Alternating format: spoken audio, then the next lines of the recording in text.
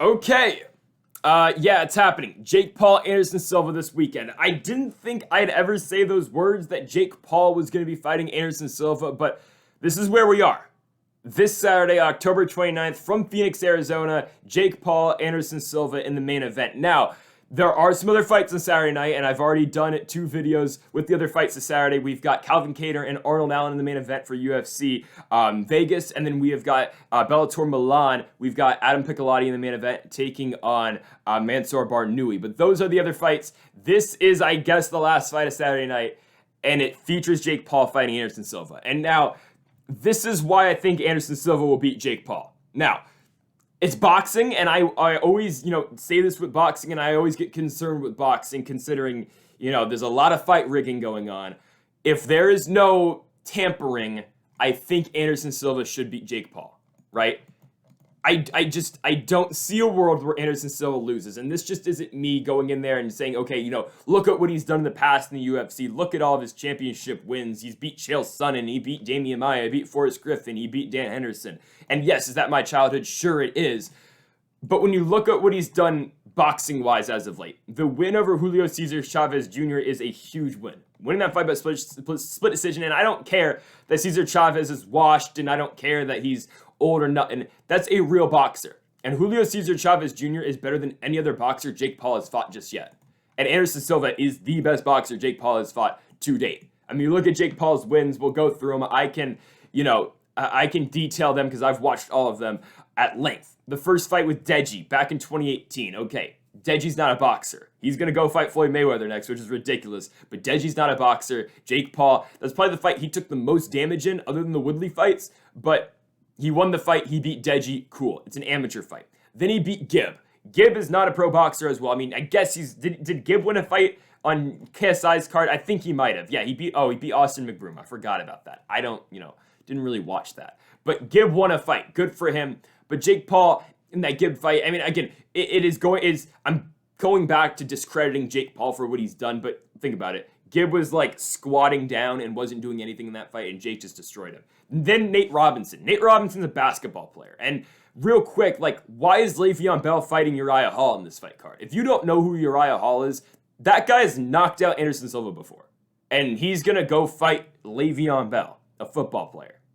Uriah Hall is going to knock out Le'Veon Bell. Something I will warn you of, though, if you don't know who Uriah Hall is very, hesitant when he strikes. He doesn't know he's throwing. He kind of just stays in his high guard and just kind of sits there for a while. That's what he's done in UFC main events before. I'm looking at the Sean Strickland fight.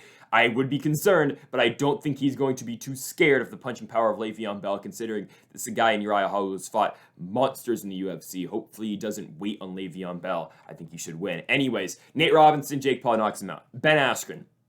Love the guy to death. I'm a huge Ben Askren guy, but Ben Askren is the worst, probably the worst MMA boxer of all time. He just is.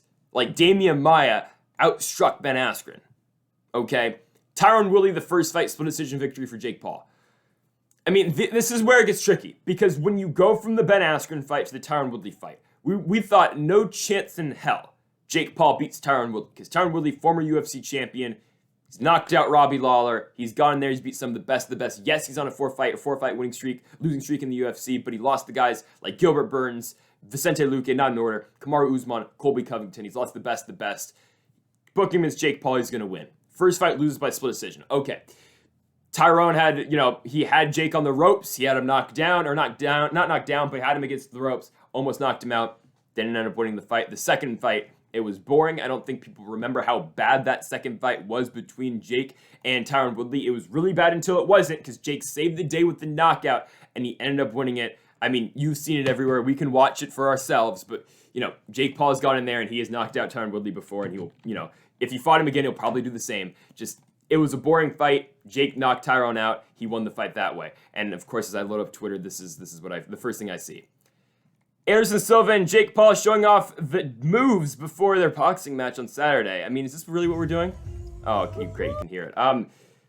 Okay. Okay, that's fine. At least there's respect in this fight, right? At least there's respect. But Jake Paul can't. Jake Paul is not going to be an Anderson Silva. I don't see it happening. When you look at what Jake has done, and yes, he has gone in there and beat Tyron Woodley before, and sure, he does have punching power, but everyone's got power. I mean, Tyron Woodley praises Anderson Silva, but warns anyone underestimating Jake Paul. He's got KO power. My thing with Jake Paul is he's got KO power, but that's about it. Everywhere else, Anderson Silva is better. Silva is quicker than Jake Paul. And if Silva gets Jake Paul in a fight like Tyron Woodley did in that second fight where it's boring, and let's be honest with ourselves, I'm a huge Anderson Silva guy. I love the guy to death. He is a tremendous fighter, right? He's a great boxer. But he can get into boring fights too. Even going back to his UFC days, Anderson Silva had a lot of boring fights.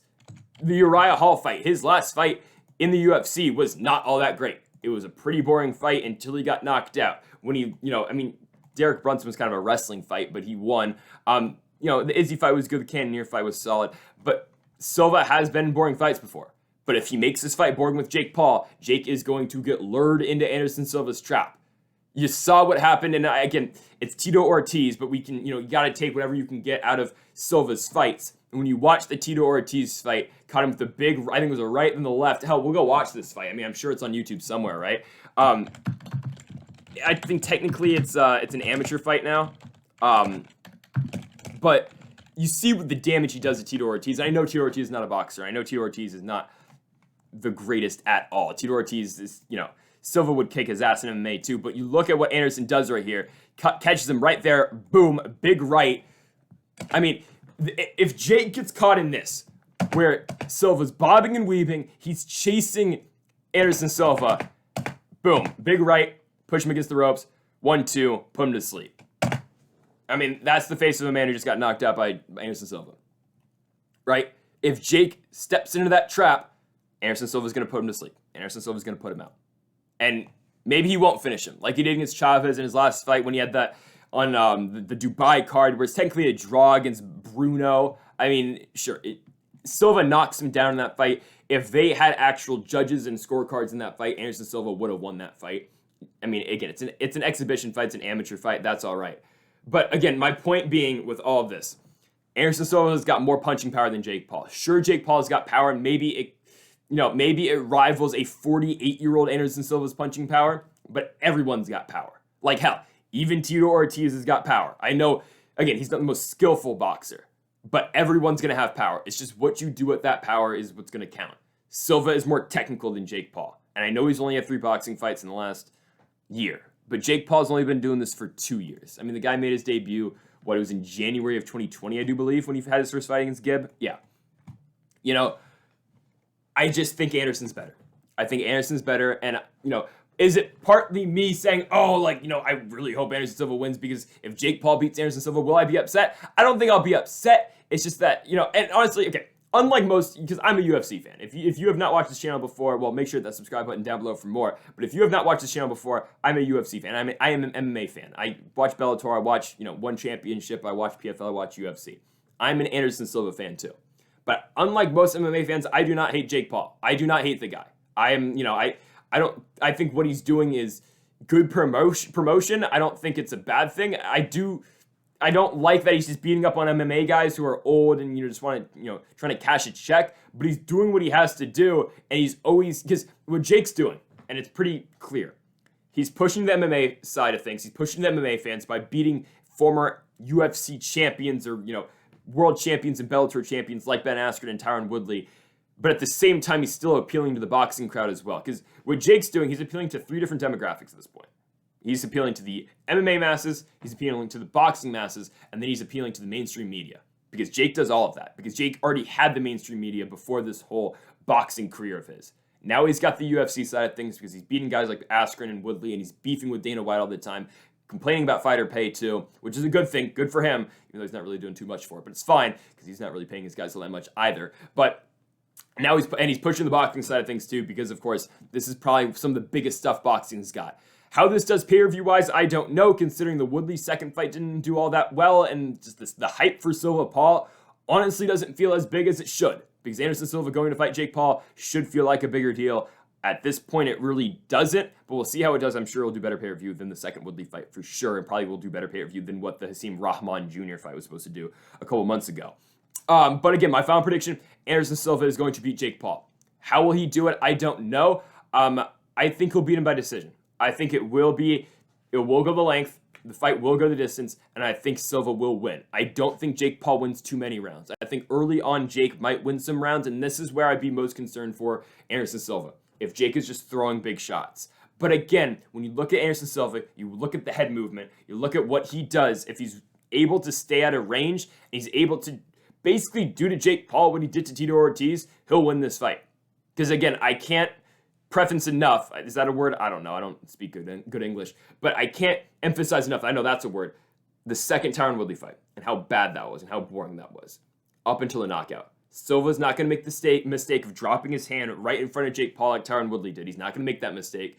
And if he gets into a boring fight with Jake Paul, Anderson will win because Anderson will do enough. Anderson will start to make Jake chase him. And as soon as Jake overextends, Silva's going to hit him with the right. And he's going to keep landing that and keep landing that until eventually he puts Jake away or until he keeps scoring points to go win that decision. So Anderson Silva's going to win this fight. I think he gets it done by decision. Is it possible Jake wins 100%? But I got the Spider to beat Jake Paul. And I think it's going to be a fight where Jake loses, it's all right, because it's one of these fights where he goes the distance with a legend like Anderson Silva. He can still go on. He can still have these big money fights. He can still go fight Tommy Fury. He can go fight Nate Diaz. He can go fight like that. Go fight guys like that. But I just think Anderson's too much. And as long as Anderson's not paid to lose here, he's going to beat Jake Paul, and he's going to get it done by decision. So, folks, thank you for watching this Jake Paul Anderson Silva preview video. And if you have not yet, make sure that subscribe button down below for more. Make sure you like if you are or if you did enjoy. Thanks again, folks, for watching. Ooh, English is hard. And Mamba forever.